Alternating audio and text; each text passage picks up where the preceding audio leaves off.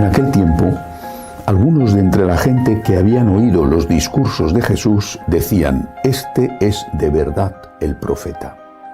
Otros decían: «Este es el Mesías». Pero otros decían: «¿Es que de Galilea va a venir el Mesías? ¿No dice la Escritura que el Mesías vendrá del linaje de David y de Belén, el pueblo de David?». Y así surgió entre la gente una discordia por su causa. Algunos querían prenderlo, pero nadie le puso la mano encima.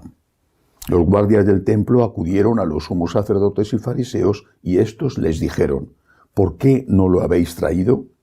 Los guardias respondieron: «Jamás ha hablado nadie como este hombre».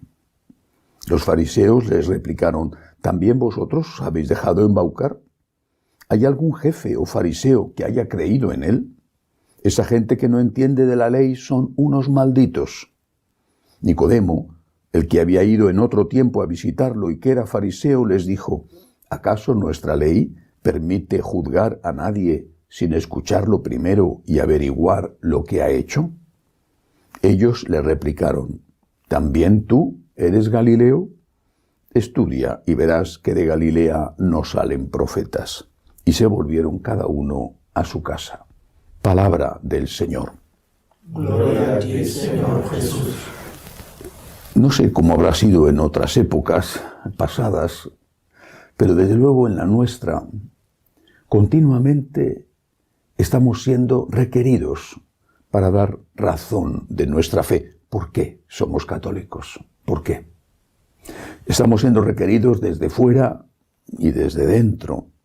Es decir, los que no tienen fe a veces en la propia casa te acosan, incluso a veces, no digo físicamente, pero sí verbalmente, con una cierta agresividad. Pero también desde dentro de la iglesia te pueden sentir acosado, también con agresividad. Te acusan de ser un retrógrado, un conservador, un carca, un anticuado, de no estar al día y otras cosas. Por eso continuamente debemos estar dando razón de nuestra fe. ¿Por qué soy católico? ¿Por qué quiero ser fiel a Jesucristo? Y este acoso externo, muy próximo en ocasiones, este acoso también hace mella en nosotros. No somos indiferentes, inmunes a lo que nos rodea y a la caída de la práctica religiosa, al descreimiento generalizado, a la apostasía masiva. También nosotros nos hacemos esa pregunta: ¿por qué soy católico? Tenemos que responder a ella y nos la preguntamos a nosotros mismos: ¿por qué soy católico? ¿Por qué sigo yendo a misa? ¿Por qué, en contra de la inmensa mayoría, sigo defendiendo la enseñanza de Jesús? ¿Por qué? Hoy encontramos una respuesta en el Evangelio. Primero empieza el texto diciendo que la gente se admiraba de las enseñanzas. Normalmente se admiraban de los milagros, en este caso de las enseñanzas. Al menos había un sector del pueblo que, escuchando a Jesús, se sentía admirado, y que decían que esa enseñanza era la de un profeta. No creían aún en su divinidad, pero no les cabía duda que era una enseñanza que venía de Dios, la enseñanza. Y luego los propios guardias del templo, cuando son interrogados, acusados de negligencia por los sacerdotes y fariseos, responden diciendo: «Nadie ha hablado nunca así». Nadie ha hablado nunca así, nadie ha enseñado nunca así. Lo dicen con admiración, no lo dicen como si estuvieran denunciando una herejía. ¿Por qué soy católico? ¿Por qué sigo a Jesús? Porque Jesús es mi roca. Y nadie más que Jesús es mi roca. ¿Por qué? Primero, nadie ha enseñado nunca así. Nadie ha hablado nunca así. La enseñanza de Cristo me atrae. Su enseñanza. Incluso aquella enseñanza que me provoca o que me incomoda, que me corrige. Incluso esa enseñanza que va contra el mundo y que hace más incómoda la vida, porque aunque las consecuencias serían terribles, sin embargo, en un primer momento, hacer lo que te pide el cuerpo puede parecer una liberación. Es al contrario, pero en un primer momento puede parecer esa liberación. La enseñanza de Jesús me atrae. No estoy con Jesús a pesar de su enseñanza. Estoy con Jesús por su enseñanza. Pero no solo ha enseñado.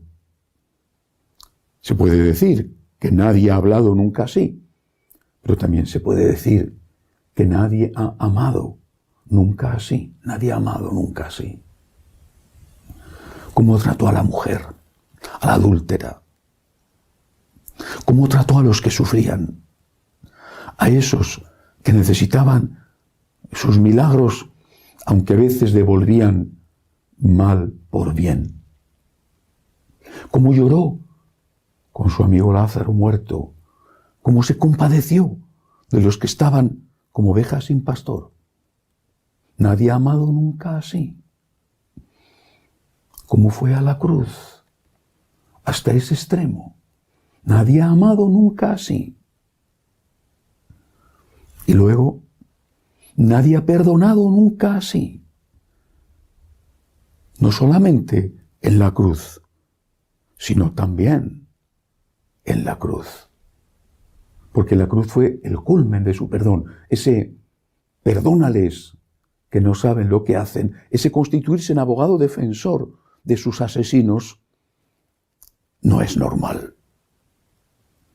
Ya no era normal cambiar la ley del talión por el ama a tu enemigo, y lo fue aún menos normal, según los criterios humanos, convertirse en el que defiende a los que le están matando. ¿Por qué soy cristiano? ¿Por qué soy católico? ¿Por qué sigo a Jesús? ¿Por qué intento, pecador como soy, hacer lo que Él me pide? ¿Por qué le defiendo ante el mundo y ante aquellos que se extravían dentro de la iglesia?